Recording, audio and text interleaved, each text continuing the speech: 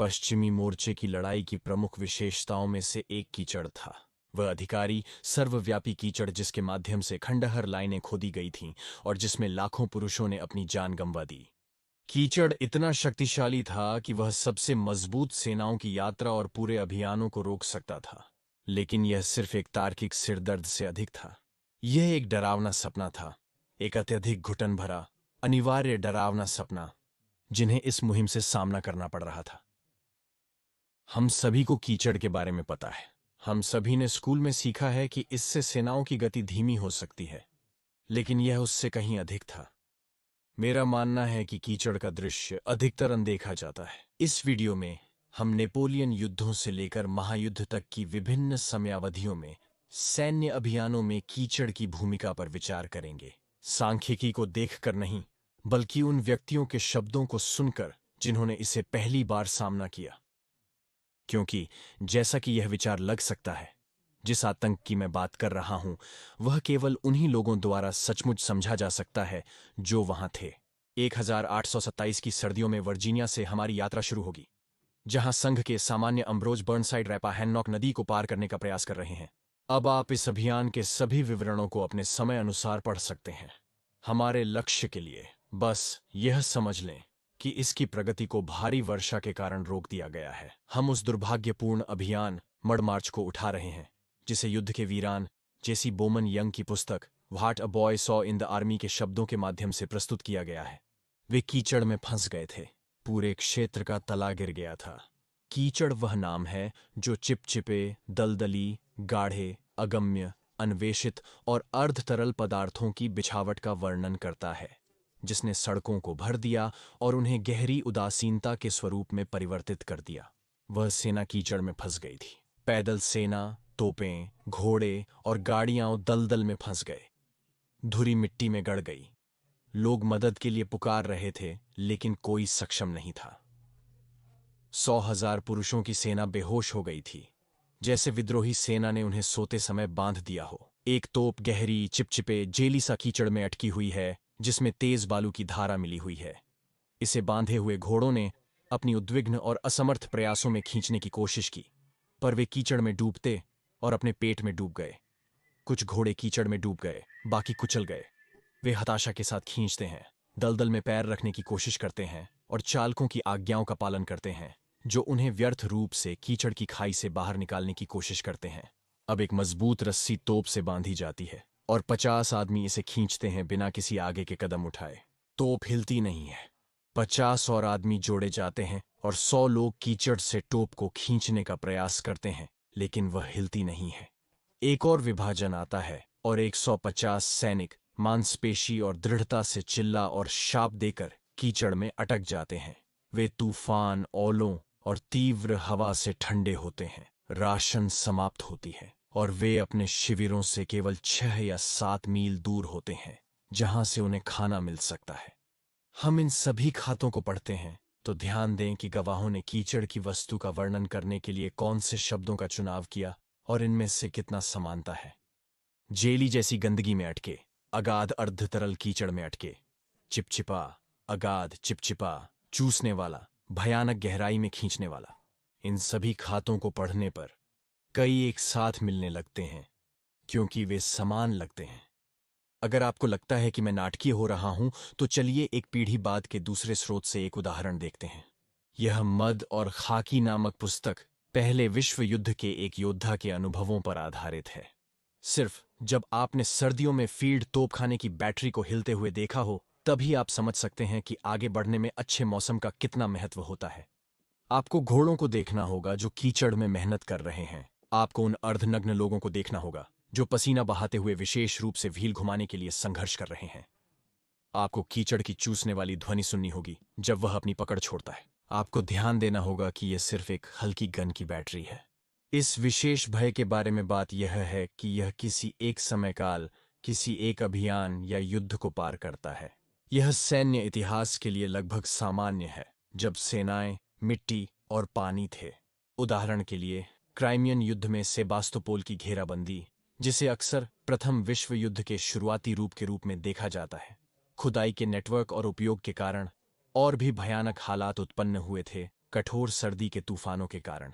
एक पत्र में सार्जेंटी के घर रॉयल फ्यूजिलियर्स के जाने के बाद खुदाई से लिखेंगे, प्रिय माता पिता, एक बार फिर इस दुखद शिविर से कुछ पंक्तियां। कीचड़ कीचड़। शिविर में हमारे पास बहुत सारा काम है, खुदाई में कीचड़ और ठंड से जूझते हुए, जहां हमें शरीर और आत्मा को एक साथ रखने के लिए कम भोजन मिलता है। एक अन्य पत्र में वे विवरण देंगे कि हम कैसे डूबे हुए चूहों की भारी संख्या की तरह पूरी रात कीचड़ और पानी में अपनी घुटनों तक खड़े रहे। ये सभी लड़ाई से 10 गुना बुरा है। हम कीचड़ में बिना डूबे हिल नहीं सकते। हमारे पास के सोने के तंबू छिद्रयुक्त हैं और कीचड़ में ही लेटना होता है। हम उसे हाथों से हटा सकते हैं और पूरे दिन भीग सकते हैं। सम्मान और महिमा के बारे में इतना ही। बाद में वही पुस्तक जिसने पत्रों का वर्णन किया था, ब्रिटिश शिविर को विशाल कीचड़ चादर के रूप में वर्णित करती है। खाई कई स्थानों पर घुटनों तक और बताती है कि लोग कैसे शुद्ध थकान से पोस्ट पर मर गए। उस पुस्तक और अन्य स्रोतों का जिनका उपयोग मैंने वीडियो में किया, वे सभी नीचे लिंक किए गए हैं, अधिकांश मुफ्त पीडीएफ के रूप में। आप इन्हें पढ़ सकते हैं और अधिक जानकारी प्राप्त कर सकते हैं। अगर आप सेबास्तोपोल की घेराबंदी के बारे में अधिक जानना चाहते हैं तो मेरे दोस्त और इतिहास मंत्रालय के साथी डैरिल के पास इसे बताने वाला एक शानदार वीडियो है, जिसकी मैं अनुशंसा करता हूं और जिसका लिंक नीचे दिया गया है। लेकिन अब तक मैंने सिर्फ आधुनिक युद्धों का ही कवर किया है, विक्टोरियन के बाद। लेकिन ये समस्याएं वे भाप जहाजों और बंदूकों के दिनों से कहीं अधिक थीं। 15वीं शताब्दी के फ्रेंच मोंक मिशेल पिंटोआन ने लिखा कि एगिनकोर्ट में फ्रेंच नाइट्स युद्ध के शुरू होने से पहले ही थक चुके थे और उन्हें कीचड़ में घुटनों तक चलना पड़ रहा था। 251 ईस्वी में अब्रिडस युद्ध में रोमन सैनिकों ने दुश्मन का पीछा करके मार्श में फंस गए और फिर उन्हें दूरी पर काट दिया गया। बाइबल की न्यायाधीशों की पुस्तक अध्याय 4 और 5 माउंट टेबोर के युद्ध का वर्णन करती हैं। और मैं तुम्हें किशोन नदी के पास सिसेरा, जाबिन की सेना के कप्तान, उसके रथ और उसकी भीड़ के पास खींचूंगा और मैं उसे तुम्हारे हाथ में सौंपूंगा। पृथ्वी कांप उठी और स्वर्ग गिर गए, बादलों ने भी पानी गिराया, पर्वत प्रभु के सामने पिघल गए। तब घोड़ों के खुर उनके शक्तिशाली लोगों के उछलने से टूट गए। यह कीचड़ था, वह कीचड़ जिसने कनानी रथों को घेर लिया, जिसने उनके घोड़ों के पैर तोड़ दिए। जैसा हमेशा होता है, बाइबल की वस्तुओं के अनेक संभावित व्याख्यान होते हैं। मैं विशेषज्ञ नहीं हूं, लेकिन मेरे अन्वेषण से जो जानकारी मैंने प्राप्त की है, चाहे वास्तव में ऐसा हुआ हो या नहीं, सभी इसी प्रकार की बातें हैं। ये सभी मैंने देखा है। यह एक फ्लैश बाढ़ और उसके बाद की मिट्टी की बारिश थी। यह इतिहास का सामान्य विषय है और सेनाएं बड़ी और जटिल होती जा रही हैं। युद्ध के रंगमंच विस्तारित हो रहे हैं, स्रोत गहराई में जा रहे हैं और वहां के लोग अपने अनुभवों के बारे में विस्तार से लिख रहे हैं। इससे मूल विषय मजबूत हो रहा है।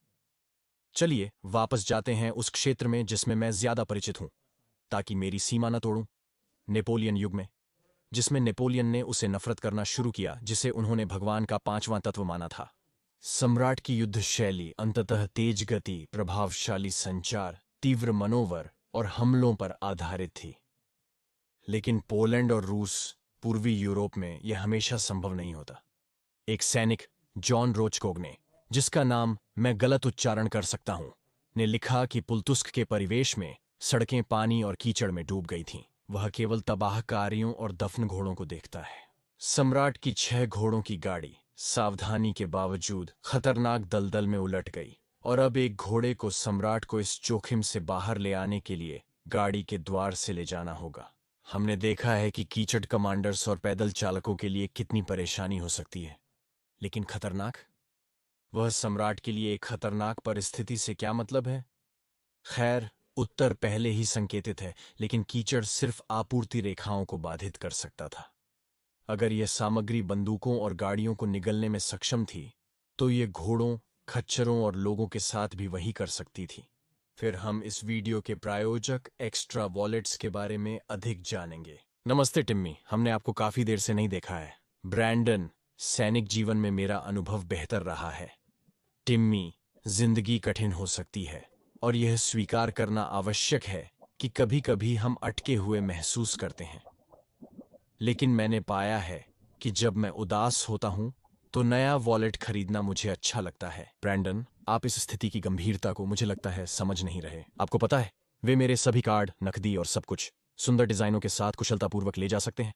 ब्रैंडन, मुझे ये क्विक कार्ड एक्सेस बटन पसंद है। ये बहुत संतोषजनक, आसान और त्वरित पहुंच योग्य है, इसीलिए तो इसे क्विक कार्ड एक्सेस कहते हैं, है ना? इसे बड़ी पुरानी बायफोल्ड के मुकाबले पीछे की जेब में रखना कितना आसान है, इसकी बात ही अलग। हाँ, मुझे क्विक कार्ड एक्सेस बटन और अन्य सभी लाभ समझ में आते हैं। ये बहुत अच्छा है, पर मुझे अभी मदद चाहिए। अरे, मैं चिंतित नहीं हूँ टिम्मी, मैंने तुम्हारा ध्यान रखा है। यदि आप मेरे लिंक का उपयोग विवरण में करते हैं और चेकआउट पर ब्रांडनेफ कोड दर्ज करते हैं तो आपको 30% की छूट मिल सकती है। एक सौदे के लिए वह कैसा है? यह अच्छा सौदा है, पर मेरा मतलब वह नहीं था। मैं उम्मीद करता हूं यह टिम्मी उपयोगी होगा। सैनिक की जिंदगी की अच्छी सेवा करने पर खुश हूं। आपकी आने वाली फ्रेंच लड़ाई में अच्छी किस्मत हो, है ना? एक्स्टर का धन्यवाद इस वीडियो के लिए। अब कीचड़ पर वापस जाते हैं। मजाक को एक तरफ रखते हुए, यह सैनिकों के लिए अभियान खतरनाक हो सकता है। एक पल रुको, टिम्मी। टिम्मी, हमारी बात कर रही कीचड़ सिर्फ आपके पिछले बगीचे में झील बनने के बाद का सामान नहीं है। अगर आपने तूफान के बाद ताजा खेतों में चलने की कोशिश की है तो यह उसे थोड़ा और समझाता है। लेकिन कल्पना करें कि सैकड़ों बूट, पहियों, खुरों और विस्फोटों ने जमीन को उठाया है। इसे सही तरीके से चूसने वाली मिट्टी के रूप में संदर्भित किया जाता है, क्योंकि यह आपके चारों ओर शाब्दिक चूसने का निर्माण करती है। यह चिपचिपा, गहरा और तेजी से चलता है, इतनी जल्दी कि पूरी तोप को निगलने से पहले उसके कर्मी प्रतिक्रिया करने का मौका नहीं मिलता।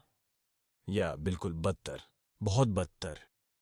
1827 के अमेरिकी गृह युद्ध की एक कठिन रात्रि मार्च की झलक देखते हैं, जो लकड़ी के स्वाम्पलैंड के माध्यम से हुई, जहां दुश्मन की नियमित छापामारी निराशा भरे यूनियन सैनिकों के लिए एकमात्र समस्या नहीं थी। सब कुछ घूमने लगा। किसी को हमारी स्थिति या गंतव्य का पता नहीं था। दुखद रास्ते तोपों, एम्बुलेंस और गाड़ियों से भरे हुए थे। ड्राइवरों की निंदा और डर के मारे गढ़ों की चीखें रात के डरावने दृश्य को और भयानक बना रही थीं। ऐसी भीड़ थी कि प्रत्येक वाहन को अपने साथी से जोड़ा हुआ लग रहा था। तोपखाना कई बार इन ट्रेनों को पार करने की कोशिश में गीली मिट्टी में फंस जाता था और कभी कभी एक तोप को छोड़ने के लिए मजबूर होता था जब वह दृश्य से बाहर डूब जाती थी। पैदल सेना को भी पैर जमाने में कठिनाई हो रही थी और मैं जल्दी ही कीचड़ और रेत से ढक गया था। अंधकार में हम अपने घायलों की दर्दनाक पुकार सुन सकते थे, फिर भी हम उनकी सहायता नहीं कर सके और जानते थे कि अगले क्षण में हम में से किसी को उनमें शामिल किया जा सकता है।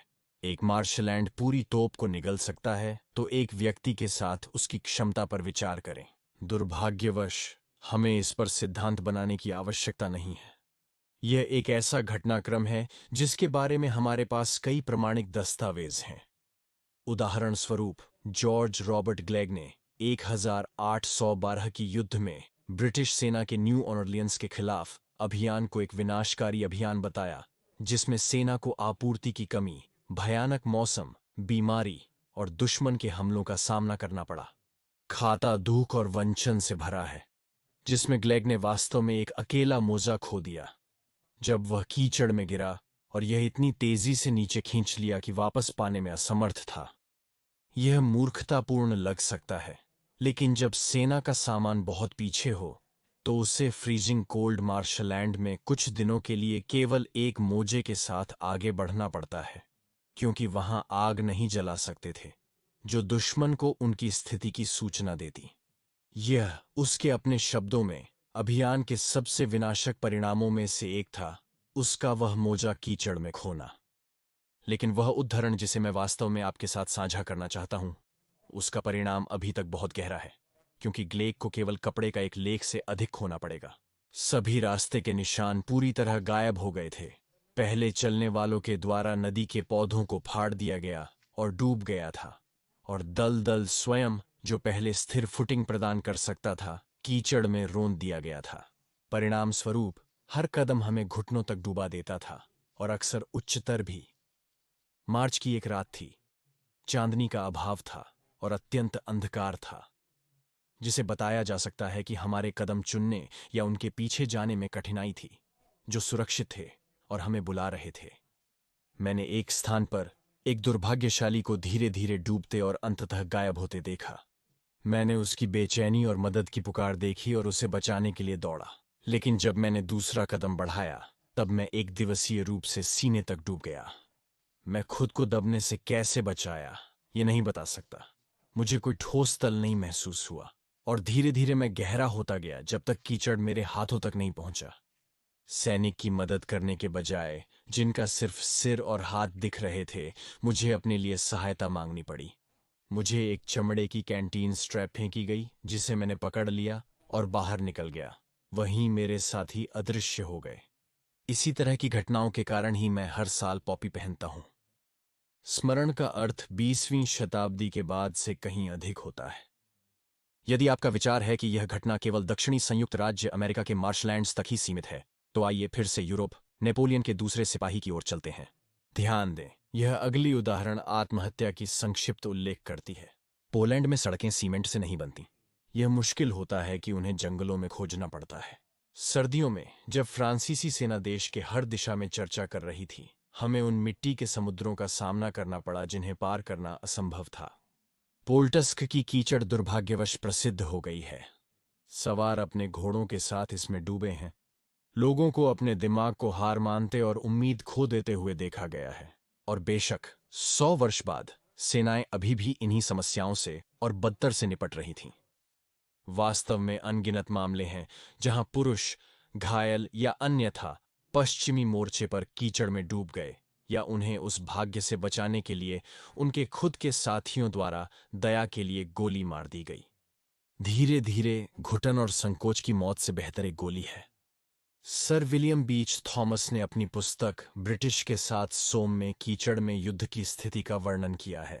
बारिश ने क्षय रोगी कणों को एक घिनौने दलदली स्थिति में परिवर्तित किया, जिसमें लोग कूल्हों तक डूबे और सिर्फ सबसे मजबूत लोग ही पार कर सके। इस कॉकपिट में रॉयल स्कॉट्स और अन्यों ने हमला और संघर्ष किया। उन्होंने अपने घायल होने के बावजूद बाहर जाते देखा। एक दोस्त अपने दोस्त को बचाने के चक्कर में खुद डूब गया। दोनों एक दूसरे को बेसहारा देख रहे थे। एक दिन, एक रात और एक दिन पागलपन की बारिश के नीचे गोलियों और ग्रेनेडों की बौछार में हमारे लोगों ने इन गड्ढों को दुर्ग में बदलकर दुश्मन को फ्लैंडर्स के कुछ यार्डों से रोकने का संघर्ष किया। खुदाई के काम में थकान से लोगों की डूबने की घटना 1-2 बार नहीं हुई है। इन लोगों की मिट्टी में प्राचीन कीचड़ में डूबने की मौत हो गई। वे शेरों की तरह बाम मछलियों की लड़ाई में लड़े। युद्ध में मिट्टी का प्रतिनिधित्व करने वाले इन भयानक सिद्धांतों में से बहुत सारे तार्किक और व्यक्तिगत रूप से प्रथम विश्व युद्ध में अपनी चरम सीमा तक पहुंच जाएंगे। पुरुष खाइयों में लंबी कठिनाई से मार्च करते हुए बढ़ते जा रहे थे। वे इसमें रह रहे थे, वे इसमें समाहित थे। ये सिर्फ पानी और मिट्टी की अनदेखी नहीं थी, ये कुछ और ही था, कुछ अधिक राक्षसी। इतिहासकार मैट लियोनार्ड समझाते हैं कि कीचड़ सिर्फ गीली मिट्टी नहीं, बल्कि युद्ध से उत्पन्न विभिन्न प्रकार की गंदगी का संयोजन था। सूखे के बावजूद लोग खून बहा रहे, उल्टी, मलत्याग और मूत्र त्याग कर रहे थे। पानी और खाना अभी भी खड़ियों पर गिर रहा था, और पृथ्वी में हजारों सड़ी हुई लाशों के अवशेष और युद्ध के निर्मल्य को समाहित किया गया था। निकासी कठिन थी, और सतह का पानी खड़ियों और गोली छिद्रों में दिनों तक ठहर जाता था, जो बीमारी और मौत का केंद्र बन जाता था। ऐसी डरावनी स्थितियां वास्तव में केवल सेबास्टोपोल या न्यू ऑर्लियंस के सबसे परेशान मन द्वारा ही कल्पना की जा सकती थीं। यह एक कीचड़ था जो हर तरह से मनुष्य के इंद्रियों पर प्रभुत्व करने लगा था। उसकी भावना, उसकी दृष्टि, उसकी गंध, सब कुछ सिर्फ कीचड़ से भर गया, कीचड़ से अवरुद्ध हो गया। अब बुशेंडेल की कीचड़ वास्तव में बहुत चिपचिपी थी, बहुत ही जिद्दी। यह आपके पास चिपक जाती थी।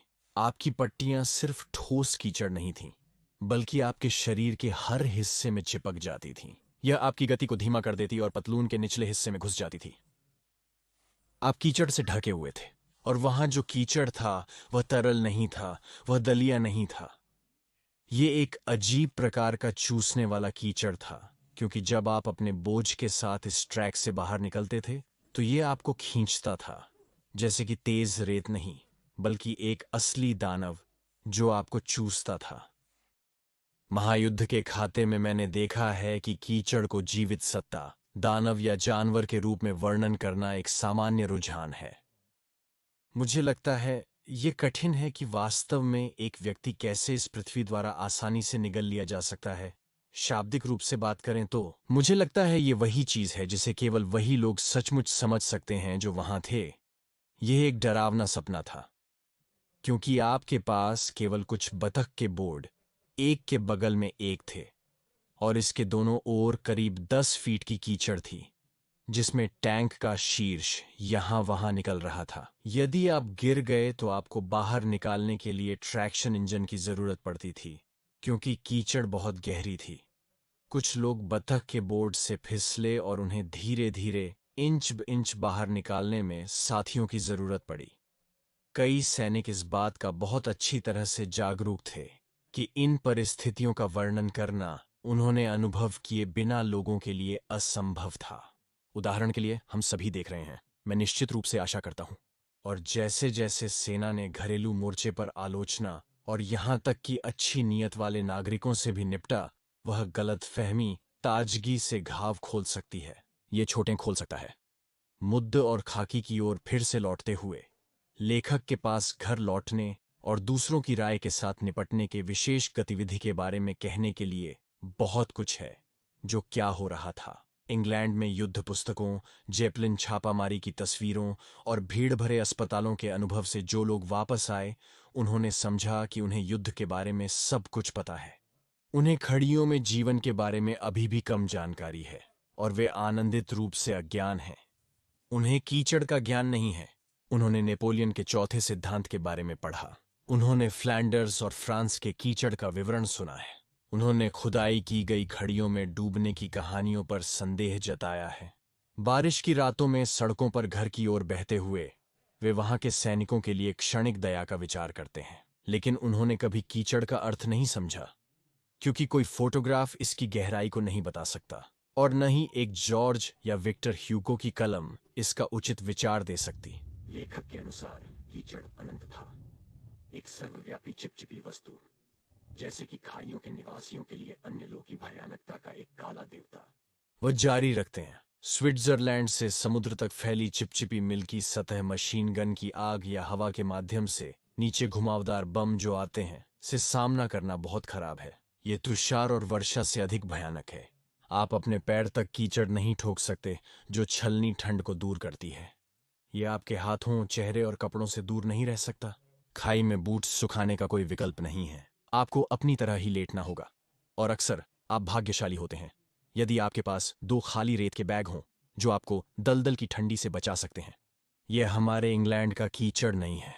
यह अत्यधिक फिसलने वाला और अति दृढ़ है। हर एक खींचते पैर का कदम गहरा है। अगर आपको लगता है कि किसी व्यक्ति ने कविता की है, तो बहुत सारे लोग उसी सामग्री का विविध वर्णन करेंगे, जैसा कि एरिक रेमार्के ने उत्तरी मोर्चे पर सभी शांति में किया, जहां उन्होंने राइफल केकड़ के बारे में लिखा। वर्दी केकड़ होती है, सब कुछ तरल और विलीन हुआ है।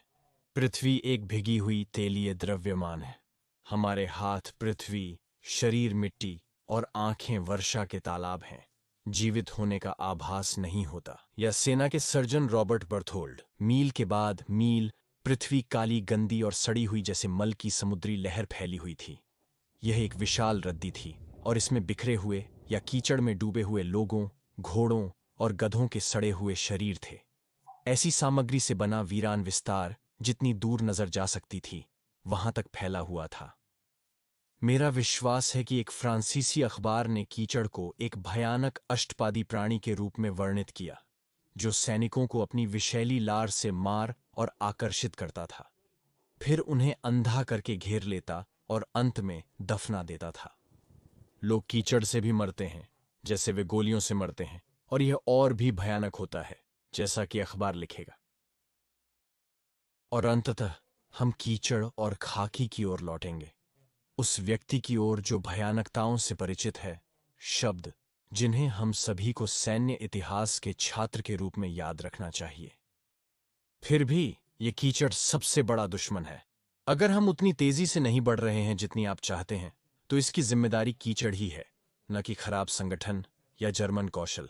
अगर हम आगे नहीं बढ़ते या अगर हम बहुत धीमे बढ़ते हैं, तो याद रखिए कि इसका कारण कीचड़ है, ना कि जर्मन बंदूकें। अब जब मैं सैन्य इतिहास कहता हूं, तो मैं इसका पूरा मतलब लेता हूं। स्पष्टतः पश्चिमी मोर्चे की विशेष नरकीय परिस्थितियां अद्वितीय हैं और इसलिए इनके और 18वीं शताब्दी के सैन्य इतिहास के बीच सटीक समानताओं का अनुमान नहीं लगाया जा सकता। लेकिन मैं मानता हूं कि इस वीडियो में हमने जो कुछ देखा है वह एक व्यापक चिंता की ओर इशारा करता है। वह कुछ जो सतह पर अधिकांशतः तकनीकी लगता है, कुछ ऐसा जिसमें आपूर्ति की संख्या और यात्री ट्रेन के एक सिर से दूसरे सिर तक लाइनें कितनी तेजी से हिलती हैं। इसका अर्थ है कि उन्हें अक्सर ऐसे व्यक्तिगत शब्दों में चर्चा करने के बिना जाना पड़ता है। ये उनके लिए था जो वहां थे, लेकिन कुछ भी नहीं। कीचड़ एक तार्किक चिंता थी, हाँ, लेकिन उन तार्किक चिंताओं का अर्थ क्या होता है जमीन पर मौजूद व्यक्तियों के लिए? वे जिनके लिए ट्रेन की देरी का मतलब होता है ठंडी में कई दिनों तक मोजे के बिना रहना, जो 20 मील के बाद उस दिन भोजन नहीं कर सकते। और फिर इसके सभी तार्किक तत्वों से भी आगे बहुत गहरी विचारधाराएं हैं। वह कीचड़ सिर्फ एक परेशानी नहीं था, वह एक आतंक, एक डरावना सपना, एक राक्षस था जिसका समझना लगभग असंभव है, विश्वास करना असंभव है, अगर हमें युगों के माध्यम से हमें मिले अनेक खातों के लिए नहीं होता। और अंततः मैं मानता हूं कि यही सैन्य इतिहास का, वास्तव में सभी इतिहास का उद्देश्य है। यह समझने, सम्मान करने और कभी-कभी उन स्मृतियों को उनकी अपनी शर्तों पर सम्मानित करने के लिए है। क्योंकि हर सूखे आंकड़े, हर धूल भरी पुरानी मानचित्र, उसके पीछे वास्तविक लोग थे। हम भूल न जाएं।